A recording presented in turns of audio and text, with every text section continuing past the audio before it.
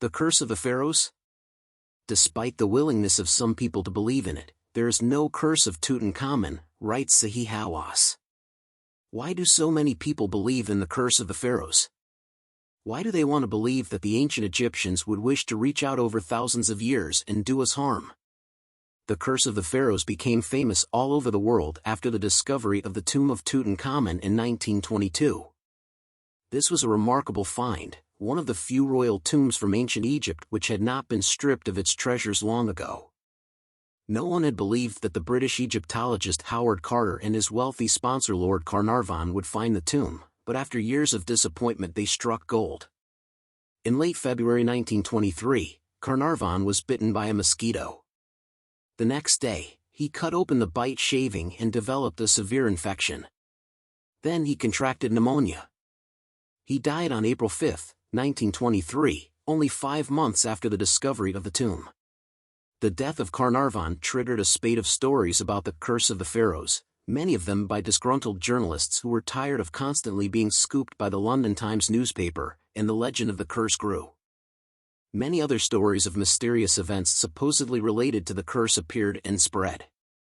Any death connected with Egypt or its antiquities in any way, even from before the discovery of Tutankhamun's tomb, was said to be the result of the curse. Did the ancient Egyptians themselves believe in curses and magic? The answer to the second question at least is yes. The ancient Egyptians often inscribed threatening curses on the walls and doorways of their tombs. The curses warned people not to damage the sacred monuments. "Oh, all people who enter this tomb, who will make evil against this tomb, and destroy it. May the crocodile be against them in water, and snakes against them on land. May the hippopotamus be against them on water, the scorpion against them on land." But if there was an age-old curse that punished those who disturbed the resting place of the dead, it was not powerful enough to scare away the ancient grave robbers. Indeed, it is clear from these ancient texts that such thieves feared only the living, not the dead. So, is there an ancient curse that haunts those who disturb the dead? I believe that all the curse stories about the tomb of Tutankhamun, and the other tragedies attributed to the curse, either were made up completely or have natural explanations. Those believing in Tutankhamun's curse should surely have expected that the people most closely associated with the excavation would be in the most danger. But Carter himself lived for more than 17 years after the discovery, dying at the age of 64 in his home in England, and Carnarvon's daughter, who was one of the first people to enter the tomb, lived for another 58 years, dying at the age of 79. In my own 30 years of excavating, I have never had an experience I would attribute to an ancient curse. Instead, I have felt blessed by my work and have felt the gratitude of the ancient monuments that I have spent my life uncovering and preserving for the generations to come. Yet, some strange things have happened to me that have me wonder whether some sort of ancient Egyptian magic might be at work. The Tutankhamun curse. We know that Carnarvon was responsible of the existence of the Tutankhamun curse for 2 reasons. The first was because he gave exclusive permission to the London Times to publish everything about the tomb, making the rest of the press unhappy because they could not write anything about the tomb. The second reason was his sudden death 3 months after the discovery while shaving when he was bitten by an insect and died.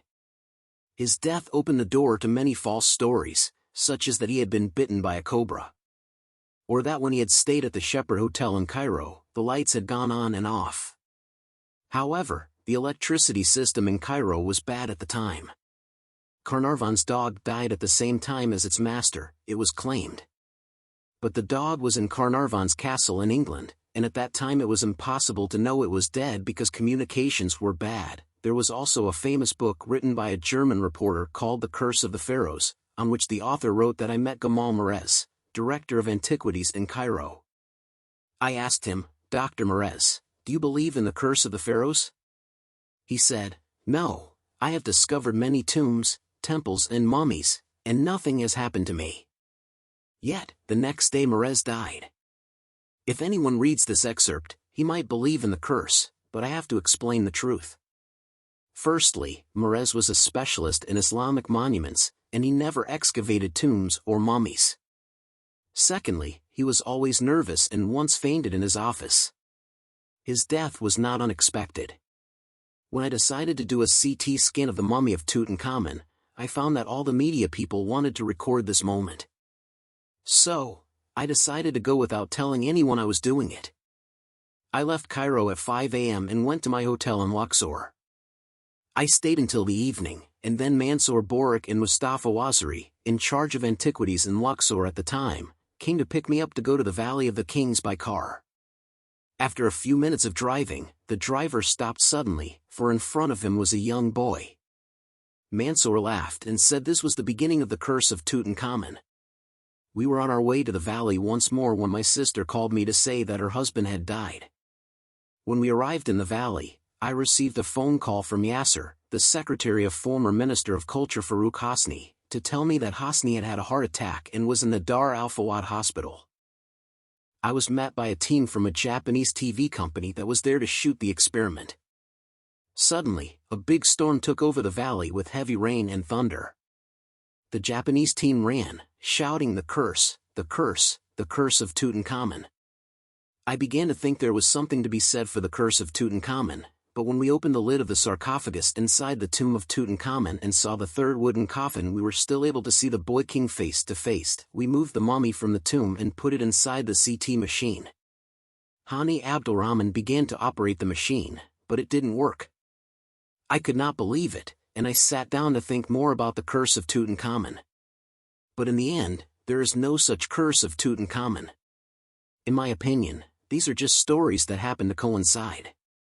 Later, when I was excavating in the Bahariya oasis, we found tombs 15 meters underground that we had to install electricity to see. I was excavating with a tool in my right hand to remove the sand, and in my left hand I was holding a lamp. I saw a statue and moved to the left to see it, but as I did so the electricity wire broke and I received an electric shock. I fainted. Beside me was Mahmoud Afifi, my assistant.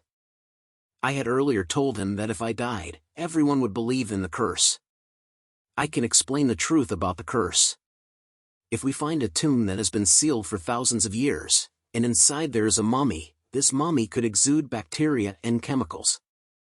Archaeologists in the past were in a hurry to open such tombs, and they could be affected by the sealed air.